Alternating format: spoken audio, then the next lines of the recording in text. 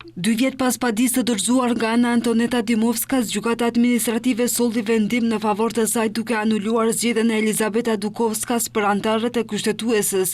Dimovska aktualisht është antare e Këshillit Gjyqësor, ndërsa atëherë ishte në mesin e 3 kandidatëve për gjykatës kushtetues. Këshilli Gjyqësor kishte votuar për Dukovskan, e cila mori 11 vota për dhe 2 kundër, ndërsa për 2 kandidatë të tjerë nuk u votua as pak dhe Këshilli dorëzoi emrin e Dukovskas si propozim në kuvent, e cila u zgjodh me 64 vota për. Kryetari i Kuvendit Afrim Gashi ka njoftuar gjykatën kushtetuese për vendimin e administrativës për anulimin e zgjedhjes së Dukovskas. Ministri i Drejtësisë Igor Filkov, i pyetur sot, nuk ka komentuar akt vendimin, megjithatë tha se Këshilli Gjyqësor duhet të përsërisë procedurën. Ministria e Drejtësisë nuk ka kompetenca që të rishqyrtoj vendimet e gjykatave. Ai është element i pavarësisë së pushtetit gjyqësor.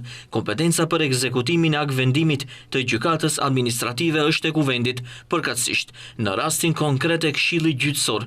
Këshilli Gjyqësor është i obliguar të veprojë në përputhje me akt vendimin dhe rekomandimet dhe të përsërisë procedurën, t'i marrë parasysh rekomandimet e gjykatës administrative dhe t'i dorëzoj propozim Kuvendit.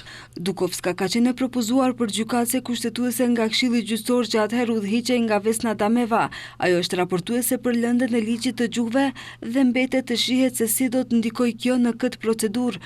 Më parë, gjykata administrative kishte rrëzuar 2 herë padim për shkak të mos dorëzimit në kohë dhe arsyeve tjera, dhe gjykata e lartë administrative i kishte rrëzuar 2 herë vendimet e administrativës dhe herën e tretë, gjykata administrative nxori një vendim anulimi. Administrativja konstatoi se procedura e zgjedhjes ka qenë e padrejtë, ndërsa 2 institucione kanë vepruar në mënyrë antikushtetuese, përkatësisht Këshilli Gjyqësor përmes mohimit të drejtës për mundësi të barabartë për kandidatët e tjerë dhe Kuvendi, i cili zgjodhi gjykatësen. Pas këtij vendimi, kushtetuesja ka mbetur me 8 gjykatës dhe duhet të fillojë procedurë e re për zgjedhje të gjykatësit kushtetues.